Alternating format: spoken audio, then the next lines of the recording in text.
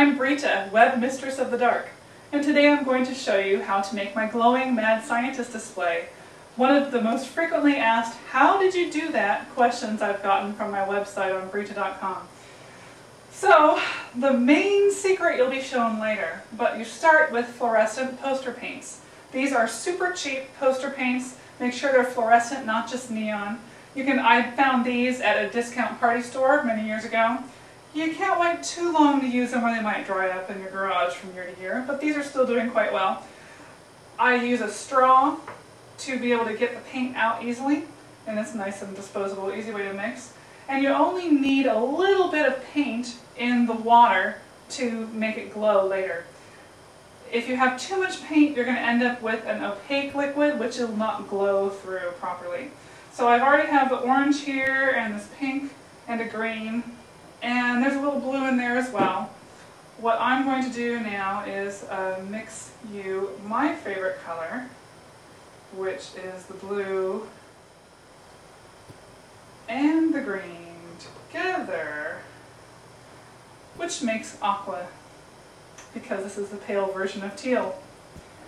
And don't worry too much if you have little clumps of paint down at the bottom. They'll settle out down at the bottom and they won't really mar your illusion later. It'll be fine.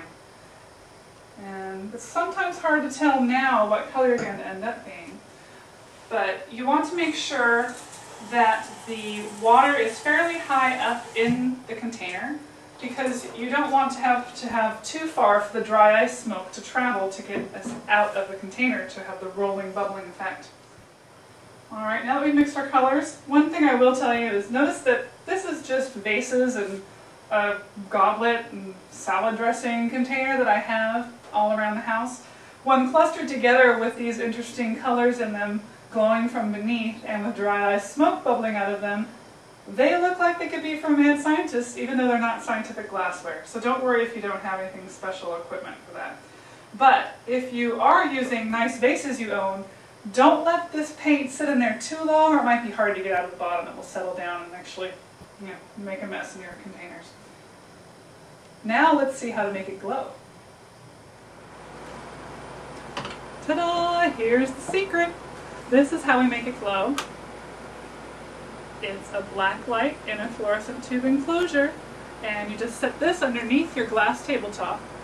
Now this can be any type of glass tabletop. I happen to have a coffee table that works perfectly. You could use some of those short end tables that have the round circle of glass on top. You can set the light in between the tabletop and the glass tabletop up on supports. Or you could actually set the black light on a shelf aimed sideways at your potions and experiments. That will also work. This is an easy way because it's close enough to the ground you can get the tablecloth to cover and hide the source of the glow. So next will be the tablecloth. Now is the fun part of arranging your display. We've got the tablecloth on. This is a vinyl tablecloth, one of the disposable party tablecloths at any discount party store.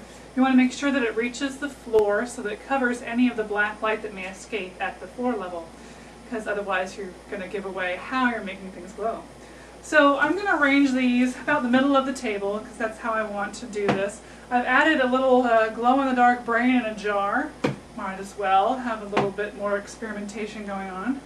So I'm going to cluster these together. I'm not going to put the exact same colors right next to each other. And I think this is probably going to look pretty good. You want them clustered together because what you're going to cut is one hole in the tablecloth.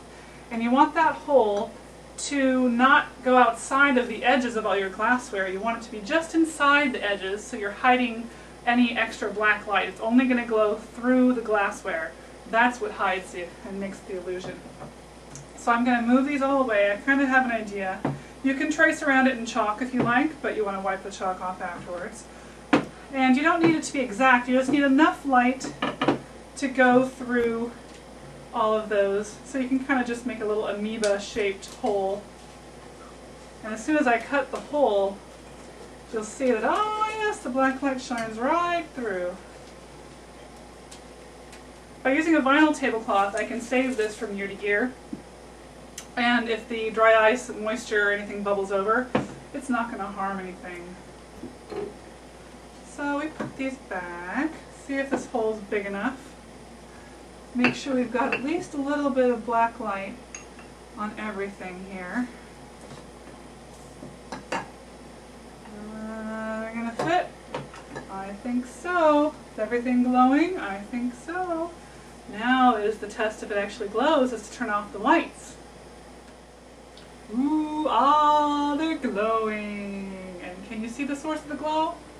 Maybe you can if someone actually peers down in the middle, but from a distance, you actually have glowing liquids, and especially in a photograph later, people ask, how did you do that? Now we get to try to add the dry ice and make it all bubble. You're going to need to find your own dry ice distributor for your party, for you to be able to do your own mad scientist displays or witch's potion bubbling in a cauldron. You can often find it at grocery stores if they're the larger ones that will actually stock dry ice for sale to the public. You may also find it at local ice supply companies. Often those will not be open on Saturdays if you're having a Saturday party. You can get your dry ice on the Friday afternoon before your party. Make sure you keep it in a very tightly enclosed ice chest, not in your home freezer. It can actually damage your home freezer. I have this nice zipper foam padded ice chest that is perfect for dry ice. It can fit about 2 large slabs, and I think they're 10-pound slabs each, of dry ice. They keep each other cold. I have this last at least 24 hours, sometimes 36 hours. I can often have it last not only through my party, but all the way to the following evening, so I can actually take my ketchup decoration photo shoot. So I keep it in here when I'm not using it. Take it out when you're ready to use. Notice I am wearing a glove to protect my hand. You do not want your bare skin to touch any of the dry ice. You can burn yourself, and I actually have done that in the past, so don't think you're smart enough to cheat. So use a plastic bowl. If you use metal will get really cold. Ceramic or glass may actually get cold enough to shatter. So plastic is good. You can actually hold on to the top edge. It's insulated well enough that this hand won't be damaged by the extreme cold. I take a hammer and smash. It comes in one big slab, and keep it that way as long as you can, because the slab itself will stay colder together. The smaller pieces are what will sublimate in the air temperature quicker. So I will smash off a little bit. And you want the smaller pieces as you can so that those small pieces will have the chance to sublimate into smoke before water ice builds up around them. Also, there are often some small mouth containers that I use for my Mad Scientist display. Once you have a little bit of ice, not too much, because a little bit will keep you going for quite a while on the display. Go ahead and put it into your bowl.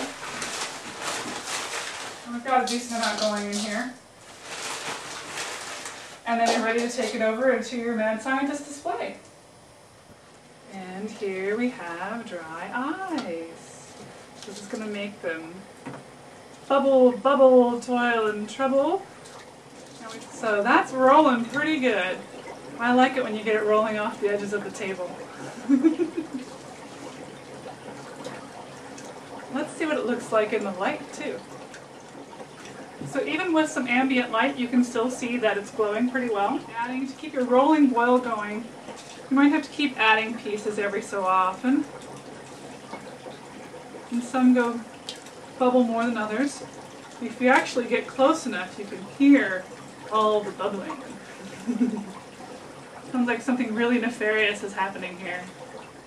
Well, here you have it, my glowing Mad Scientist display. It's a great illusion, especially for how cheap and easy it is to do. I hope you've enjoyed watching this project. If you like this, you might find more that you like on my website, eerieelegance.com, to buy my book, Eerie Elegance, How to Host a Haunt and Other Fabulous Frights. You may also enjoy other ideas on my main website, Brita Boulevard, at brita.com.